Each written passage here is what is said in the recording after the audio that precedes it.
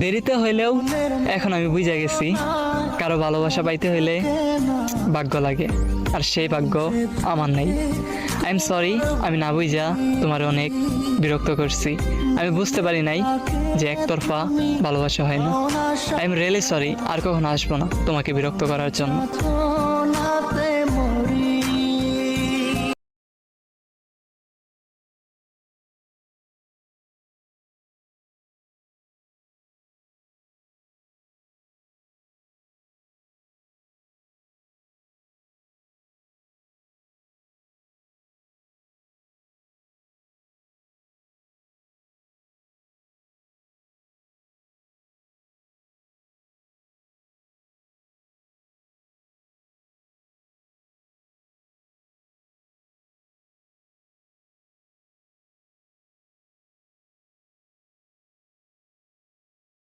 Likey